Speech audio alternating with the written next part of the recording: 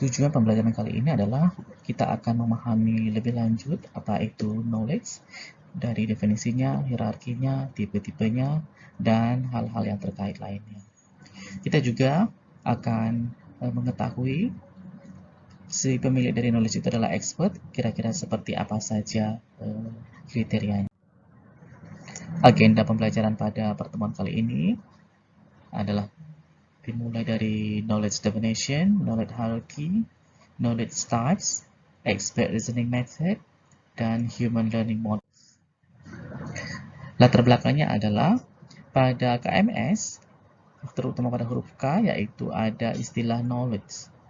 Knowledge ini, walaupun dia berhubungan dengan data dan information, tetapi dia cenderung berbeda dengan data dan information. Knowledge itu dimiliki oleh expert atau sang ahli. Kita masuk ke knowledge definition. Yang pertama dari Nonaka. Beliau mendefinisikan bahwa knowledge as justified through belief. Gitu ya. Jadi ada justifikasi dari kebenaran yang kita yakini. Jadi harus ada sesuatu yang benar terlebih dahulu dan kita yakini bahwa dia itu memiliki nilai atau berharga. Lebih lanjut, Davenport dan Prusak itu lebih detail lagi. Menurut mereka, knowledge is a fluid mix of framed experience, values, contextual information, and expert insight that provide a framework for evaluating and incorporating new experience and information. Jadi katanya si knowledge ini merupakan gabungan dari experience, nilai, serta contextual information dan pemikiran sang ahli yang menyediakan framework untuk mengevaluasi dan incorporating new experience dan information. Awalnya di-apply kepada minds of knowers katanya. In organization, it often become embedded not only in the document or repository but also in organization routines, process, practice, and norm. Jadi lebih lanjut, knowledge itu kalau pada organisasi nanti tidak hanya pada dokumen dan repository saja, tetapi langsung diterapkan pada apa? Rutinitas organisasi, proses organisasi, praktek-praktek yang dilakukan di organisasi, dan norma-norma yang dilakukan oleh organisasi tersebut. Kemudian, kalau Awad dan Ghaziri, mereka menggarisbawahi knowledge adalah pemahaman yang diperoleh melalui pengalaman atau experience. Jadi, sementara Berkera Fernandes, dia menghubungkan pengetahuan atau knowledge dengan konsep intellectual capital. Seperti itu ya.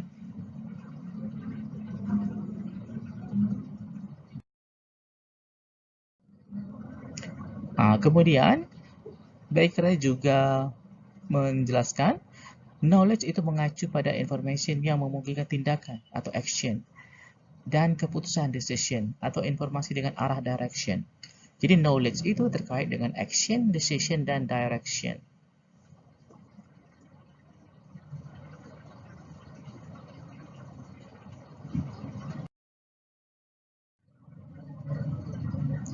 Kemudian falasi menambahkan pengetahuan adalah kemampuan atau ability untuk memahami informasi, membentuk opini, dan membuat keputusan atau prediction berdasarkan information.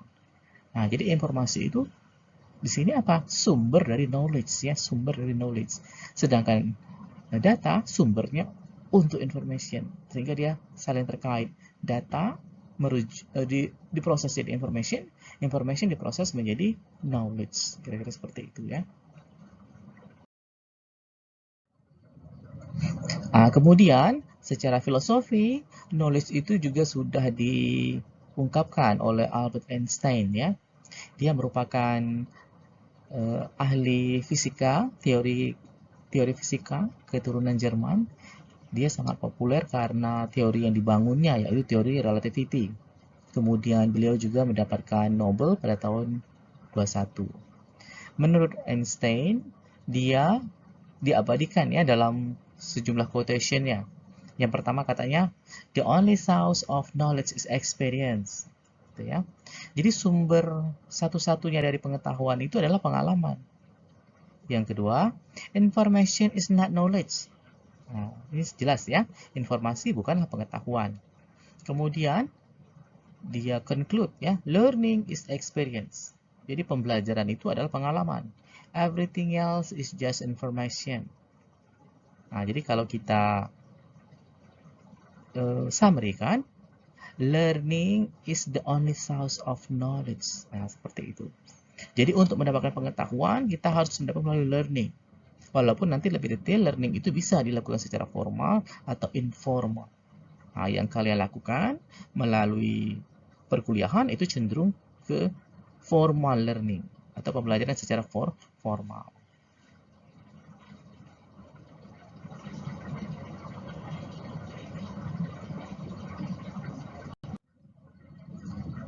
Berdasarkan pengetahuan-pengetahuan tadi, kita juga punya ya basic knowledge related definition. Nah, yang pertama ada common sense ya, inborn ability to sense, judge, or perceive situation, grow stronger over time. Nah, tadi kan falasi sudah bilang ability. Nah, ability itu kalau untuk manusia ada yang sudah kita dapatkan sejak dari lahir gitu ya. Nah, tetapi lama kelamaan ability itu menjadi apa dia? Stronger, lebih kuat ya, lebih tajam. Nah, kira-kira. Kemudian ada lagi fact, a statement that relates a certain element of truth about the subject matter of a domain. Nah, tadi ada truth belief ya, kalau Sinonaka. Nah, itu benar ya. Jadi harus sesuatu yang nyata. Nah, kalau di sini apa dia? Fakta ya. Fakta pada apa? Subjek tertentu dalam domain tertentu. Nah, kemudian ada lagi apa? Heuristic. Ya. Heuristic, a rule of thumb based on years of experience. Einstein juga sudah menggarisbawahi tadi ya. Jadi terkait dengan apa? Experience. Experience itu berhubungan dengan apa? Waktu. Heuristic ya. Nah, lebih lanjut baru understand knowledge. Knowledge itu tadi sudah juga dijelaskan oleh Bekra. Understanding gained through experience, familiarity with the way to perform a task, and accumulation of facts follows the rule or heuristic. Nah, jadi pada level knowledge kita harus paham. Pemahaman yang didapat dari mana? Pengalaman yang telah kita lakukan bertahun-tahun. Sehingga apa? Kita menjadi familiar. Nah, ya. Familiar with the way to perform task. Kalau orang sudah expert, sudah ahli, dia sudah apa? Sangat lancar dalam mengerjakan tugas-tugasnya. And accumulation of fact. Jadi knowledge juga terdiri atas kumpulan sejumlah fakta. Nah, gitu ya.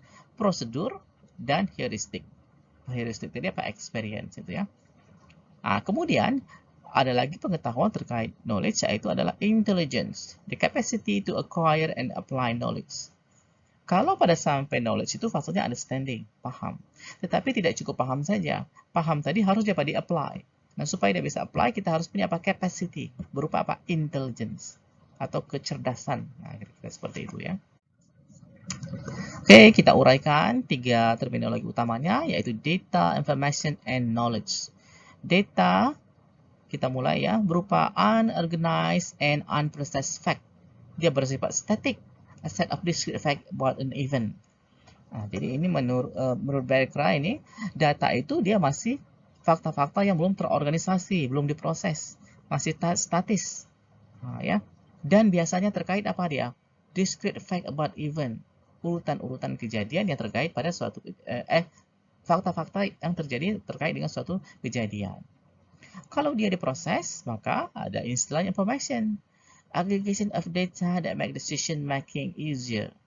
Nah, ada penekanannya. Data yang sudah diproses tadi ada arahannya, yaitu untuk apa? Pengambilan keputusan. Lebih lanjut lagi, baru kita kenal dengan istilah knowledge. Derived from information and the same way information is derived from data. It is the person's range of information. Jadi kalau informasi kumpulan data yang diproses, maka knowledge adalah kumpulan information yang diproses. Nah, gitu ya. Kalau digambarkan seperti ini kira-kira.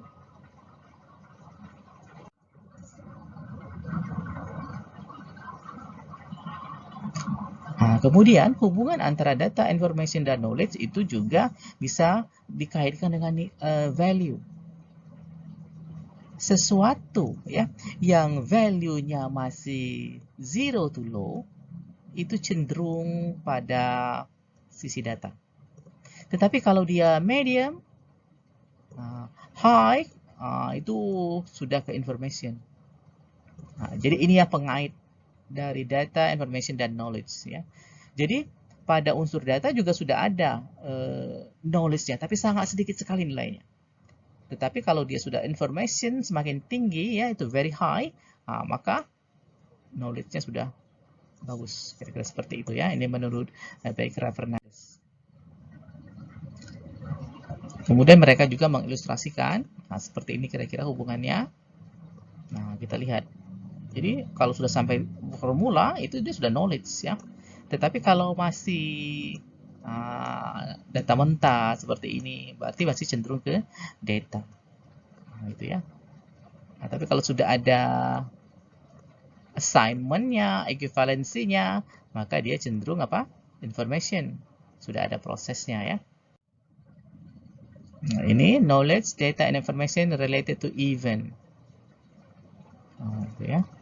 Jadi data diproses oleh information system menghasilkan information. Information kemudian hasil itu kita gunakan, ya. Kita gunakan untuk apa? Pengambilan keputusan. Nah, keputusan yang diambil biasanya terkait pada event tertentu. Kalau pada bisnis bisa event marketing, event selling, ya, atau event-event yang lain. Silakan.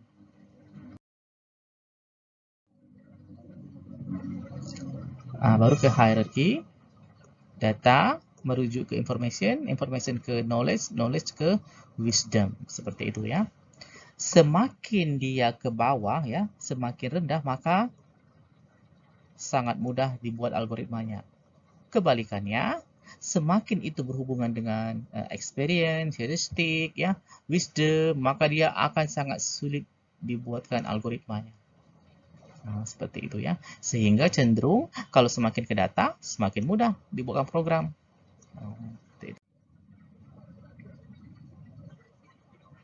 Nah, ini ada lagi penjelasannya. Data berupa simbol-simbol, information, data yang diproses agar bisa dimanfaatkan, ya.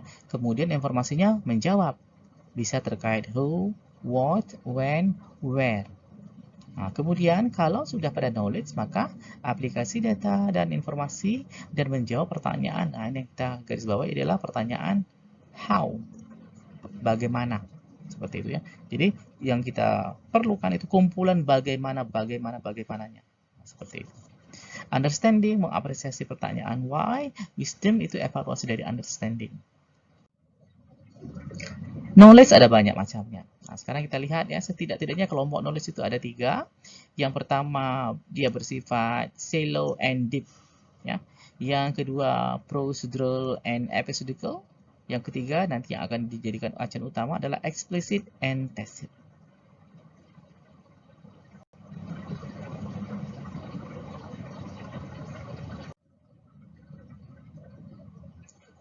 Nah, ini Awad dan Ghaziri dia menjelaskan yang pertama namanya bersifat shallow, readily recall ya, or readily surface knowledge indicate minimal understanding of the problem area.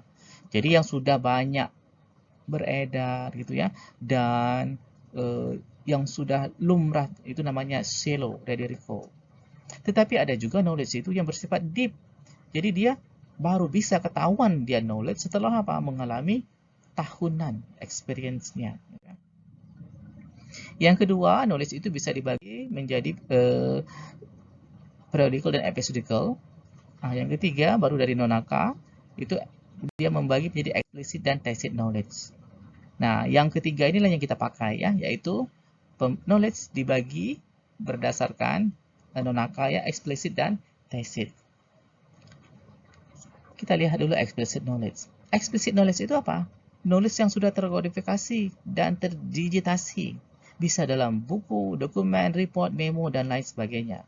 Sedangkan tacit knowledge, knowledge embedded in the human mind. Jadi apa? Masih terbenam dalam pikiran manusia. Berupa experience, pekerjaan, ya, dan pemikiran-pemikiran. Nah, jadi dia belum berbentuk. Nah, pada knowledge management, bagaimana mengambil tacit knowledge tadi menjadi explicit knowledge. Kemudian kalau sudah baru di-share ke seluruh person atau unit yang ada di suatu organisasi.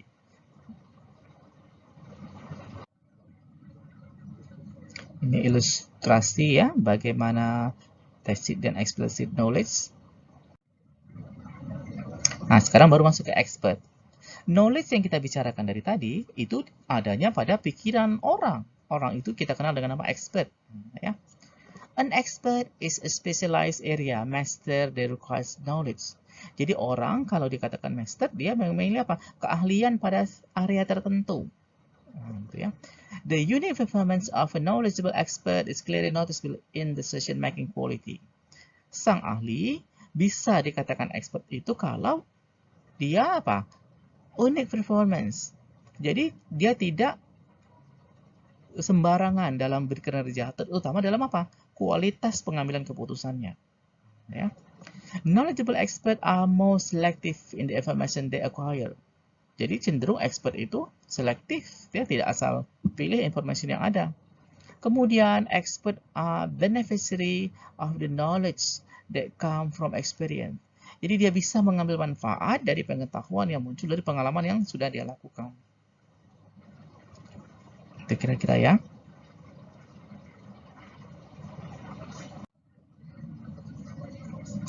Si expert juga memiliki metode penalaran. Yang paling mendasar, yang paling awal, reasoning by analogy. Ya, relating one concept to another. Jadi kita bandingkan konsep yang sedang kita hadapi dengan konsep-konsep yang sudah terjadi. Yang kedua, formal reasoning. Ini nanti akan banyak dipakai di perkuliahan, akademik, institut ya. Pendekatan deduktif or inductive method. Yang ketiga, ada lagi case-based reasoning. Reasoning from relevant past case. Misalnya pada medical ya. Jadi dia studi kasus yang dia periksa pada satu pasien akan ditarik dari case-based yang pernah dihadapi oleh pasien lain misalnya.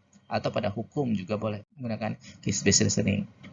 Yang kita pakai pada formal itu cenderung deductive dan inductive reasoning.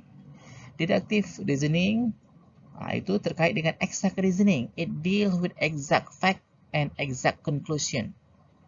Gitu ya. Atau bisa juga deduktif ini dianggap apa? Kita sudah punya teorinya, berdasarkan teori tersebut maka kita anggap suatu kasus itu akan sesuai dengan teori tersebut. Gitu ya. Sehingga dapat diambil kesimpulannya nanti. Sedangkan inductive reasoning, reasoning from a set of fact or individual case to a general conclusion. Dia kebalikan dari deduktif. Kalau deduktif melihat dari top down, kalau induktif melihat dari apa? Bottom up ya, atau in out. Kalau deduktif out in. Pada induktif kita boleh saja ketemu dulu case-nya. Setelah ketemu case-nya, baru kita tarik ya menjadi general conclusion. Kira-kira seperti itu. Kemudian human learning models ya. Kita juga perlu mempelajari bagaimana model pembelajaran orang. Ada yang belajar berdasarkan experience. Biasanya terkait waktu dan bakatnya. Ada juga orang yang belajar berdasarkan apa? Example. Dia lebih efisien ini ya. Karena apa? Dia mencontoh ya, berdasarkan contoh. Atau bisa juga learning by discovery. Undirected approach in which human explore a problem area. Dengan apa? Advanced knowledge of the object. Jadi kalau discovery ini dia tidak terarah, kemudian tidak bisa diprediksi. Tetapi kalau bisa dapat itu bagus sekali, ya. Jadi kita masuk kesimpulan, knowledge merupakan aplikasi data dan informasi dan menjawab pertanyaan how atau knowing how. Kemudian knowledge itu adanya pada sang expert, gitu ya. Untuk assignment 2 tetap berdasarkan, Anda harus sudah menentukan tema kelompoknya, kemudian harus bisa menentukan hierarki data, information and knowledge-nya, save dengan template seperti ini, store di Dropbox, baru dimasukkan URL dari Dropbox ke submission yang ada di e-learning kita.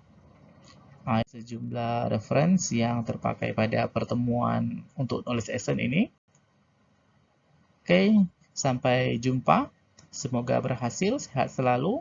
Wassalamualaikum warahmatullahi wabarakatuh.